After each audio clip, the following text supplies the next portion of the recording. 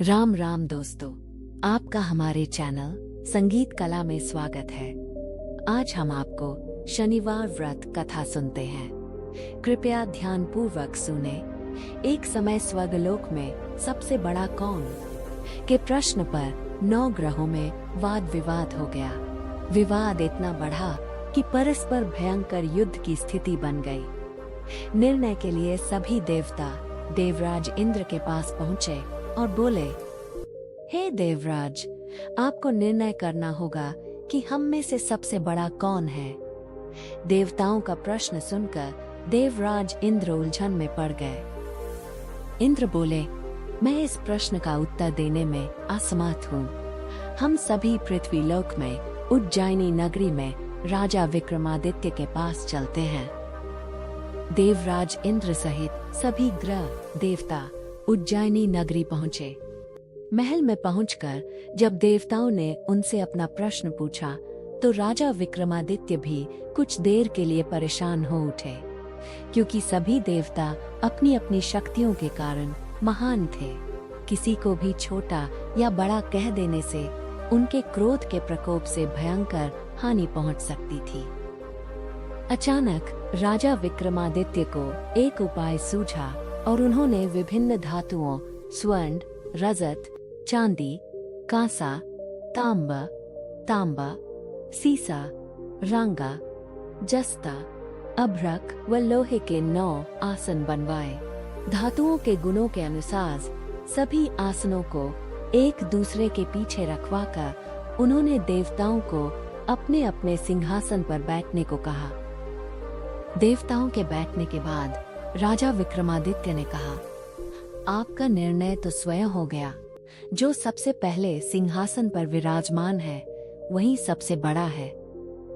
राजा विक्रमादित्य के निर्णय को सुनकर शनि देवता ने सबसे पीछे आसन पर बैठने के कारण अपने को छोटा जानकर क्रोधित होकर कहा, राजा विक्रमादित्य, तुमने मुझे सबसे पीछे बैठाकर मेरा अपमान किया है। तुम मेरी शक्तियों से परिचित नहीं हो। मैं तुम्हारा सर्वनाश कर दूंगा। शनि ने कहा, सूर्य एक राशि पर 1 महीने, चंद्रमा 2.25 दिन, मंगल 1.5 महीने, बुध और शुक्र 1 महीने, बृहस्पति 13 महीने रहते हैं। लेकिन मैं किसी राशि पर 7.5 वर्ष 7.5 तक रहता हूँ। बड़े बड़े देवताओं को मैंने अपने प्रकोप से पीड़ित किया है। राम को 7.5 के कारण ही वन में जाकर रहना पड़ा और रावण को 7.5 के कारण ही युद्ध में मृत्यु का शिकार बनना पड़ा। राजा, अब तू भी मेरे प्रकोप से नहीं बच सकेगा। इसके बाद अन्य ग्रहों के देवता तो प्रसन्नता के साथ चले गए, परंतु शनिदेव बड़े क्रोध के साथ वहां से विदा हुए।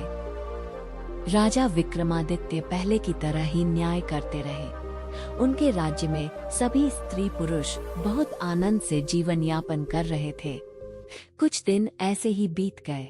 उधर शनि देवता अपने अपमान को भूले नहीं थे। विक्रमादित्य से बदला लेने के लिए एक दिन शनिदेव ने घोड़े के व्यापारी का रूप धारण किया और बहुत से घोड़ों के साथ उज्जैनी नगरी पहुँचे। राजा विक्रमादित्य ने राज्य में किसी घोड़े के व्यापारी के आने का समाचार सुना तो अपने अश्वपाल को कुछ घोड़े खरीदने के लिए भेजा। घोड़े बहुत कीमती थे। अश्वपाल ने जब वापस लौटकर इस संबंध में बताया तो राजा विक्रमादित्य ने स्वयं आकर एक सुंदर व शक्तिशाली घोड़े को पसंद किया। घोड़े की चाल देखने के लिए राजा उस घोड़े पर सवार हुए तो वह घोड़ा बिजली की गति से दौड़ पड़ा। तेजी से दौड़ता घोड़ा राजा को दूर एक जंगल में ले गया और फिर राजा को वहां गिराकर जंगल में कहीं गायब हो गया। राजा अपने नगर को लौटने के लिए जंगल में भटकने लगा, लेकिन उन्हें लौटने का कोई रास्ता नहीं मिला। राजा को भूख प्यास लगाई। बहुत घूमने पर उसे एक चरवाहा मिला। राजा ने उससे पानी मांगा। पानी पीकर राजा ने उस चरवाहे को अपनी अंगूठी दे दी। फिर उससे रास्ता पूछकर वह जंगल से निकलकर पास के नगर में पहुंचा। राजा ने एक सेठ की दुकान पर बैठकर कुछ देर आराम किया। उस सेठ ने राजा से बातचीत की तो राजा ने उसे बताया कि मैं उज्जैनी नगरी से आया हूँ। राजा के कुछ देर दुकान पर बैठने से सेठ जी की बहुत बिक्री हुई। सेठ ने राजा को बहुत भाग्यवान समझा और खुश होकर उसे अपने घर भोजन के लिए ले गया। सेठ के घर में सोने का एक हार खूंटी पर लटका हुआ था। राजा को उस कमरे में छोड़कर सेठ कुछ देर के लिए बाहर गया। तभी एक आश्चर्यजनक घटना घटी। राजा के देखते देखते सोने के उस हार को खूंटी निगल गई।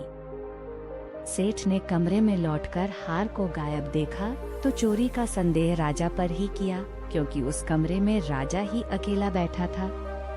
सेठ ने अपने नौकरों से कहा कि इस परदेसी को रस्सियों से बांधकर नगर के राजा के पास ले चलो। राजा ने विक्रमादित्य से हार के बारे में पूछा तो उसने बताया कि उसके देखते ही देखते खूंटी ने हार को निगल लिया था। इस पर राजा ने क्रोधित होकर चोरी करने के अपराध में विक्रमादित्य के हाथ पांव काटने का आदेश दे दिया। राजा विक्रमादित्य के हाथ पांव काटकर उसे नगर की सड़क पर छोड़ दिया गया। कुछ दिन बाद एक तेली उसे उठाकर अपने घर ले गया और उसे अपने कोल्हू पर बैठा दिया। राजा आवाज देकर बैलों को हाँकता रहता। इस तरह तेली का बैल चलता रहा और राजा को भोजन मिलता रहा। शनि के प्रकोप की 7.5 पूरी होने पर वर्षा ऋतु प्रारंभ हुई। राजा विक्रमादित्य एक रात मेघ मल्हार गा रहा था कि तभी नगर के राजा की लड़की राजकुमारी मोहिनी रथ पर सवार उस तेली के घर के पास से गुजरी। उसने मेघ मल्हार सुना तो उसे बहुत अच्छा लगा और दासी को भेजकर गाने वाले को बुला लाने को कहा। दासी ने लौटकर राजकुमारी को अपंग राजा के बारे में सब कुछ बता दिया। राजकुमारी उसके मेघ मल्हार से बहुत मोहित हुई, अतः उसने सब कुछ जानकर भी अपंग राजा से विवाह करने का निश्चय कर लिया। राजकुमारी ने अपने माता पिता से जब यह बात कही तो वे हैरान रह गए। रानी ने मोहिनी को समझाया, बेटी, तेरे भाग्य में तो किसी राजा की रानी होना लिखा है, फिर तू उस अपंग से विवाह करके अपने पांव पर कुल्हाड़ी क्यों मार रही है। राजकुमारी ने अपनी जिद नहीं छोड़ी। अपनी जिद पूरी कराने के लिए उसने भोजन करना छोड़ दिया और प्राण त्याग देने का निश्चय कर लिया। आखिर राजा रानी को विवश होकर अपंग विक्रमादित्य से राजकुमारी का विवाह करना पड़ा। विवाह के बाद राजा विक्रमादित्य और राजकुमारी तेली के घर में रहने लगे। उसी रात स्वप्न में शनिदेव ने राजा से कहा, राजा, तुमने मेरा प्रकोप देख लिया। मैंने तुम्हें अपने अपमान का दंड दिया है।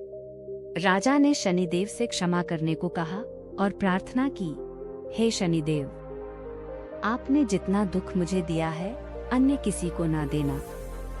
शनिदेव ने कुछ सोचकर कहा, राजा, मैं तुम्हारी प्रार्थना स्वीकार करता हूँ। जो कोई स्त्री पुरुष मेरी पूजा करेगा, शनिवार को व्रत करके मेरी व्रत कथा सुनेगा, उस पर मेरी अनुकंपा बनी रहेगी। प्रातःकाल राजा विक्रमादित्य की नींद खुली तो अपने हाथ पांव देखकर राजा को बहुत खुशी हुई। उसने मन ही मन शनिदेव को प्रणाम किया। राजकुमारी भी राजा के हाथ पांव सही सलामत देखकर आश्चर्य में डूब गई। तब राजा विक्रमादित्य ने अपना परिचय देते हुए शनिदेव के प्रकोप की सारी कहानी सुनाई। सेठ को जब इस बात का पता चला तो दौड़ता हुआ तेली के घर पहुंचा और राजा के चरणों में गिरकर क्षमा मांगने लगा। राजा ने उसे क्षमा कर दिया, क्योंकि यह सब तो शनिदेव के प्रकोप के कारण हुआ था। सेठ राजा को अपने घर ले गया और उसे भोजन कराया। भोजन करते समय वहाँ एक आश्चर्यजनक घटना घटी। सबके देखते देखते उस खूंटी ने हार उगल दिया। सेठ जी ने अपनी बेटी का विवाह भी राजा के साथ कर दिया और बहुत से स्वर्ण आभूषण, धन आदि देकर राजा को विदा किया। राजा विक्रमादित्य राजकुमारी मोहिनी और सेठ की बेटी के साथ उज्जैनी पहुँचे तो नगरवासियों ने हर्ष से उनका स्वागत किया। अगले दिन राजा विक्रमादित्य ने पूरे राज्य में घोषणा कराई कि शनिदेव सब देवों में सर्वश्रेष्ठ हैं। प्रत्येक स्त्री पुरुष शनिवार को उनका व्रत करे और व्रत कथा अवश्य सुने। राजा विक्रमादित्य की घोषणा से शनिदेव बहुत प्रसन्न हुए। शनिवार का व्रत करने और व्रत कथा सुनने के कारण सभी लोगों की मनोकामनाएं शनिदेव की अनुकंपा से पूरी होने लगी। सभी लोग आनंद पूर्वक रहने लगे।